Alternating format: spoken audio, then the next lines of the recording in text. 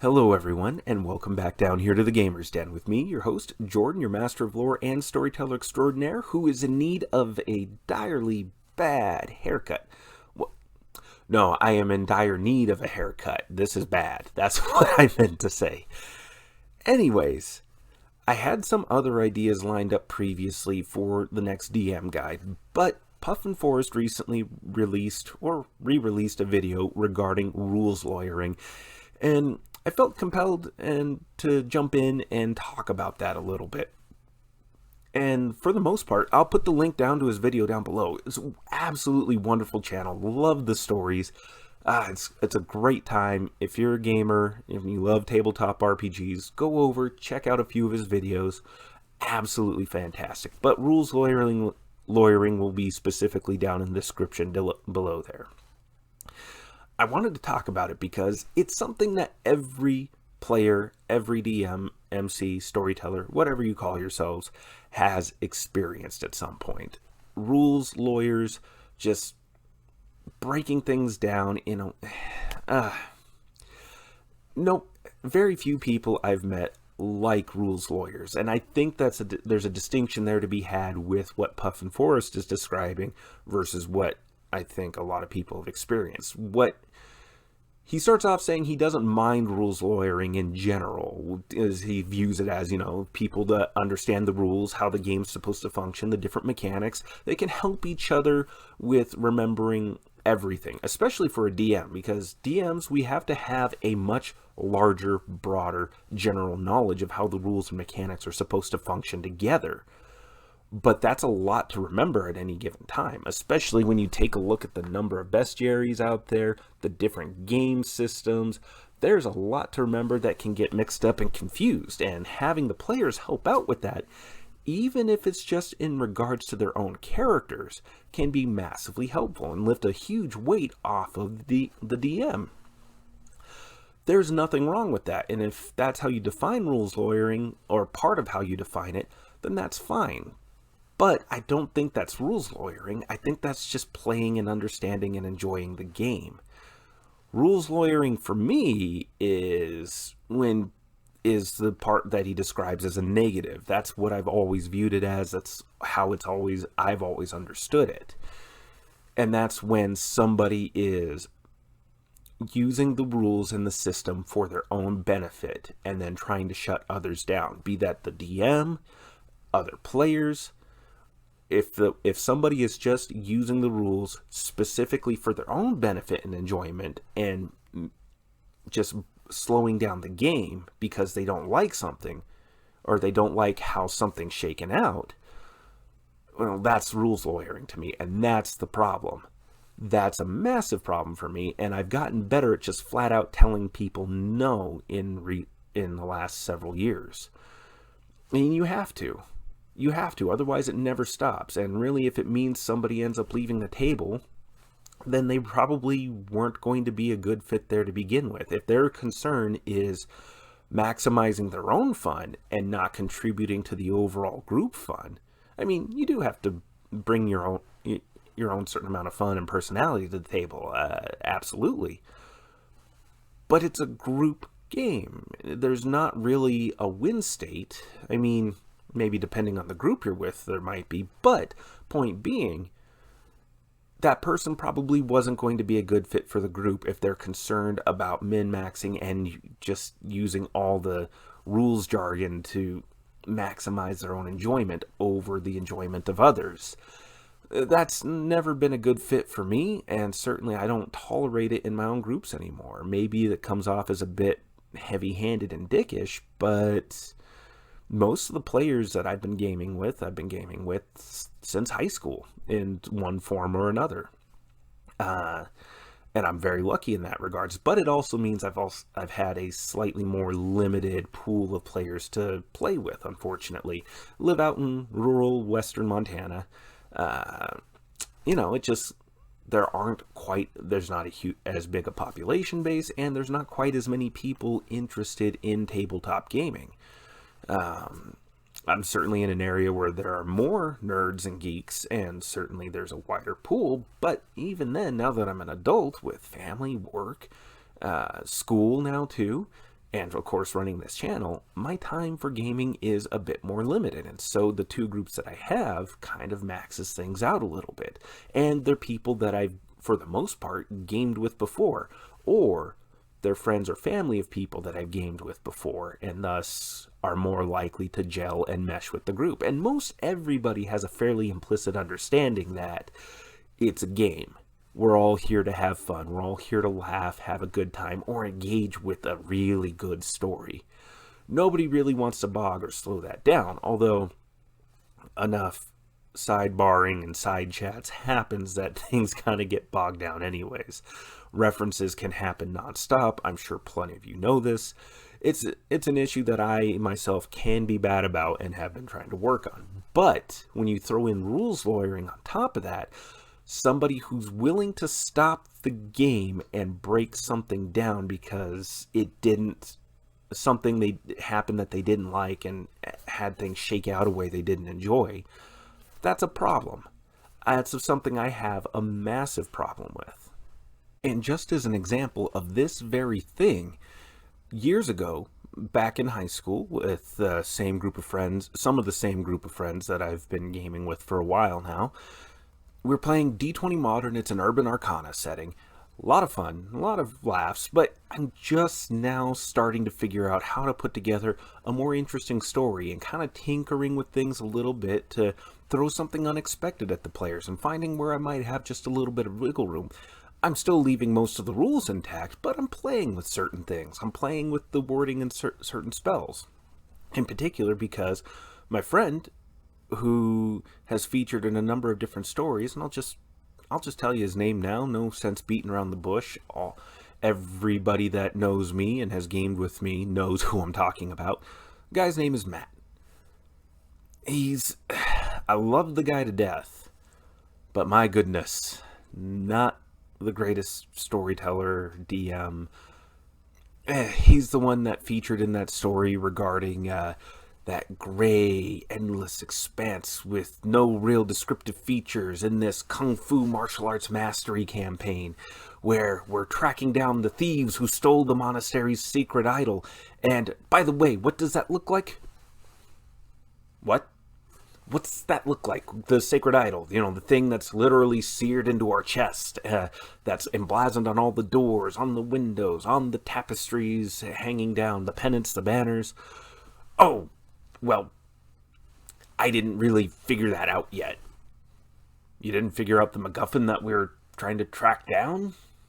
Okay, fine, whatever. That's the guy. That's who I'm talking about here, and he serves as my example for rules lawyering, because my God, did he ever do it so much. In particular, for this story, they were after a particular MacGuffin, a jade statuette of a dancer, and they didn't know it. They were going to investigate and find out, but it was a statuette for some ancient goddess that was making a resurgence back into the world now that magic was around, but more importantly, dance has just taken off like never before.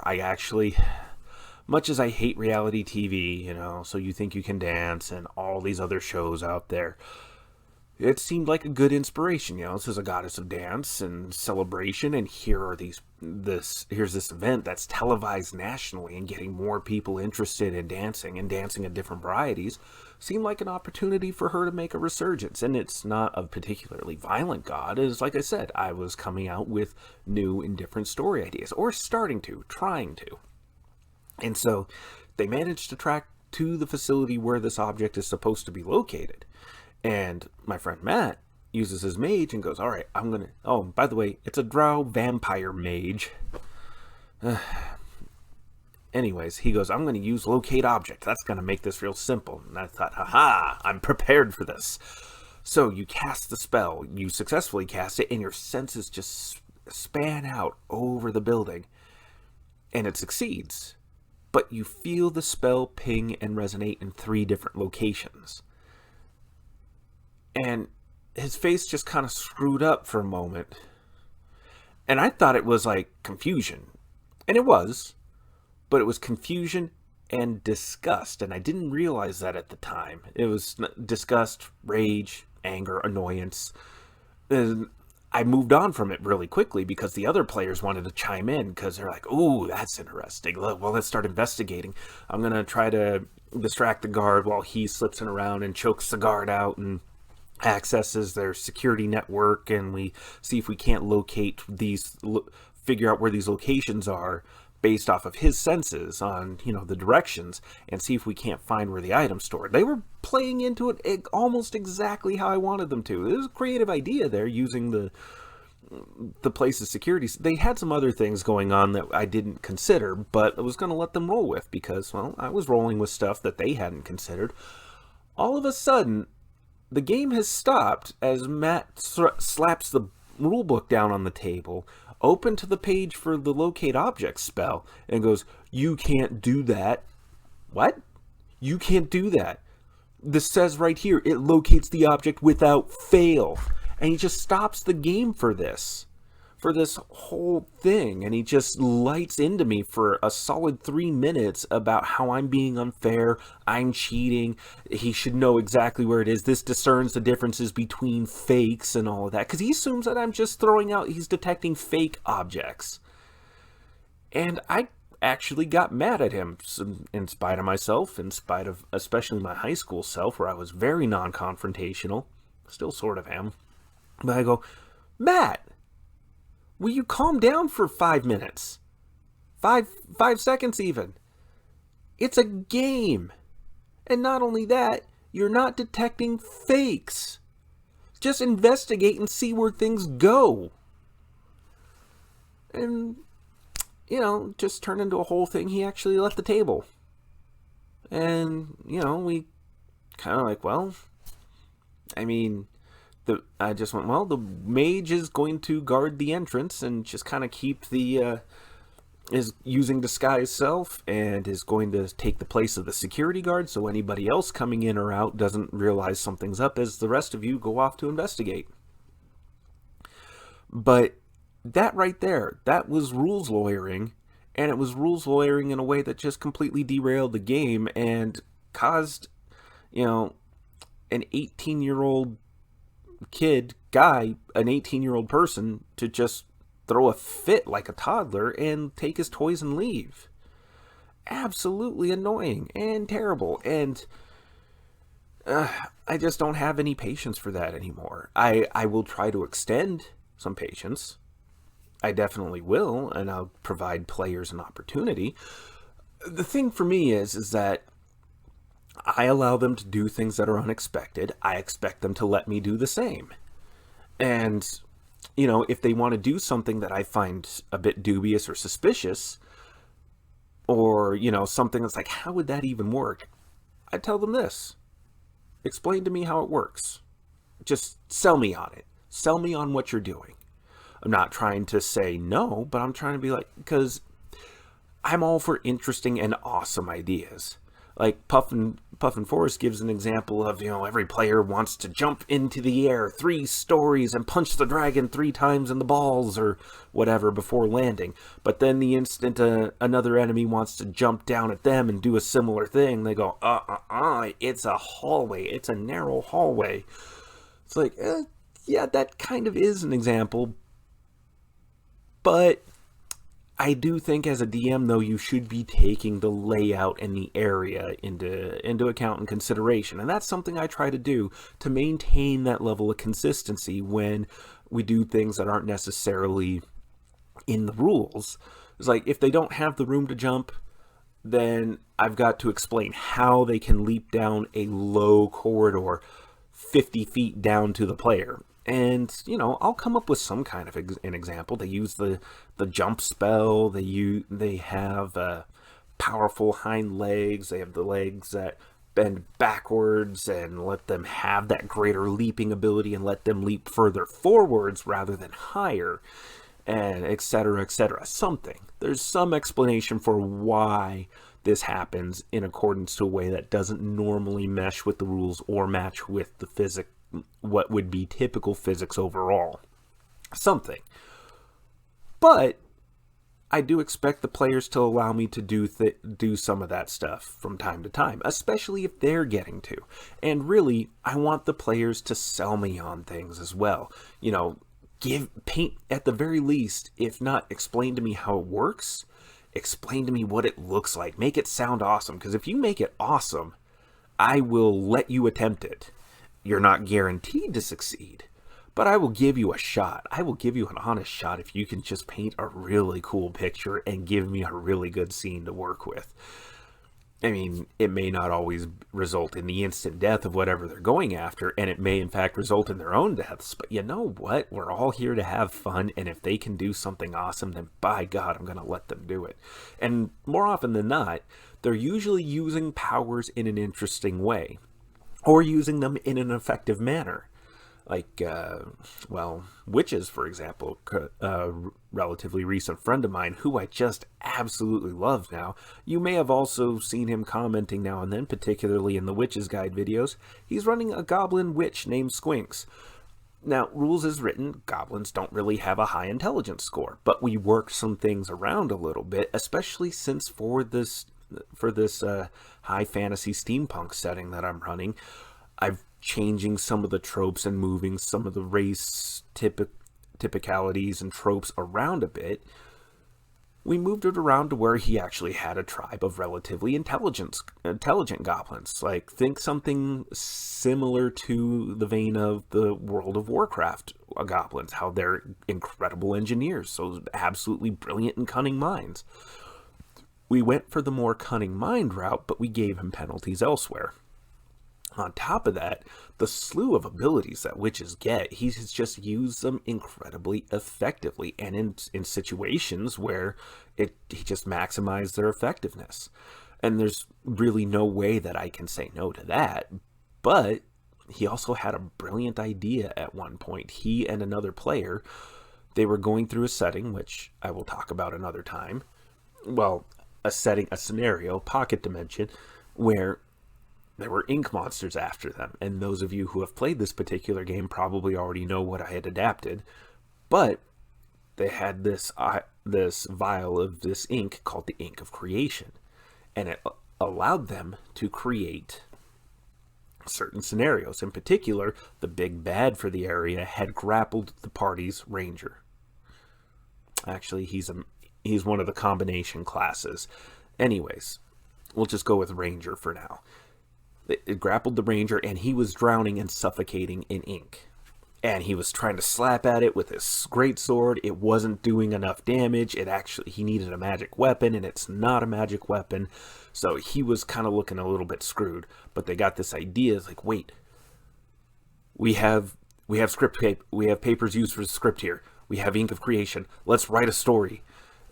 And they wrote out this story where in a desperate moment, that terror, that fear caused a bunch of the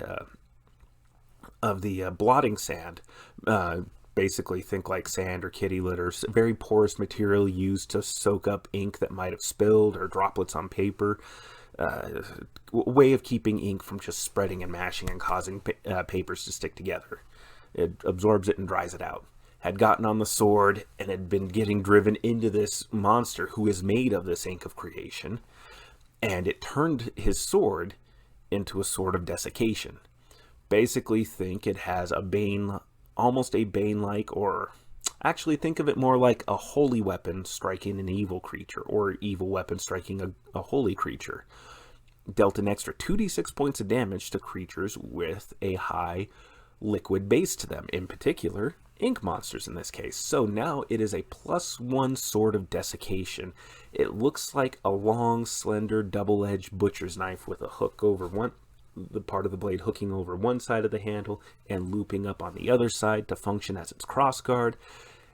And then it's got this butcher knife kind of design and shape to it, and it has just a slight swirling of dust and sand that just kind of coalesces up and down the blade, just to emphasize that dryness effect, that desiccating effect.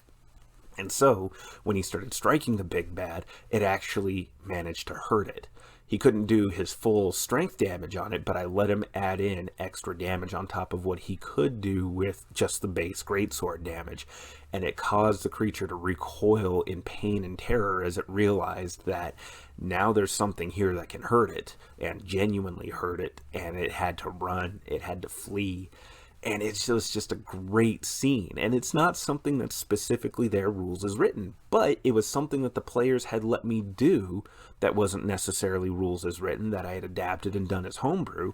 And they got to do something interesting with it. Whereas if either side, either I or they, had just gone, technically no, it says right here, page 34, whatever, that scene wouldn't have happened if we didn't just kind of relax a little bit and let go on the rules lawyering. Certainly we know what the rules are, but there's this implicit understanding that, there's a give and take here. We're going to do interesting and awesome things, not all of which are necessarily have rules. But the important thing is that when you are breaking the rules or you have homebrew things coming in, you maintain consistency with it. That way, the players don't feel like they're taken by surprise and feel like you're just out to get them and trying to ruin their fun. But because you have that consistency there in place, the players can find ways to take advantage of it for themselves and let them do that. I think that's a great way of avoiding problems with rules lawyering and feeling like you're catching the players off guard or the DMs feeling like they're caught off guard.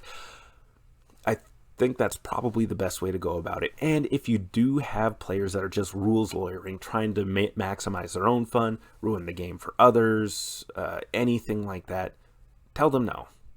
Or at the very least, if there's history there, because every table's different, every group of friends is different, they may not even be friends. It may be an Adventurers League thing and you're DMing for strangers or playing with strangers. Give them a chance to explain themselves perhaps, but limit it, because you're stopping the game, you're stopping the flow of fun, and really, at the end of the day, that starts to ruin it really, really fast. But those are my thoughts. Certainly my thoughts are not the only ones that are valid. I enjoyed Puffin Forest video on the subject immensely, and it gave me a differing perspective of things. Like I said, I hadn't considered rules lawyering as being something helpful. I'd always viewed it as a negative. But I can see his point, even though I might slightly disagree with it, but I disagree with it just on the sense of interpreting what rules lawyering is constituted as. But like I said, differences of opinion, different perspectives. Absolutely, I don't see much wrong with what he said overall on it. I don't even think he's necessarily wrong with his interpretation. Like I said, it's opened my eyes up to reconsidering it slightly. But with that said, I've been your host, Jordan, your master of lore and storyteller extraordinaire.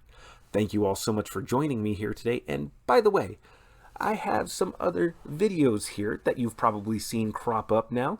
Maybe consider clicking on those, giving them a watch. Certainly having more views is always helpful here for us at the Gamers Den. I enjoy knowing that people are finding something useful and or interesting here. And hell, even if you didn't find it interesting or useful, or if you think I'm just flat out wrong, pop down into the comments below and let me know. I'm certainly happy to engage in debate, discussion, or if you have questions, ask away. I'm more than happy to answer. Also, email will be linked down in the description below, so that way, if you don't feel like throwing the comments out there in public and you want to send me a question in private or whatever, please feel free to do so. I'm more than happy to take the time. But with that said, I've been your host, Jordan, your master of lore and storyteller extraordinaire. Thank you all so very much for your time once again, and have yourselves a good day. I'm recording in the daylight again. This is incredible.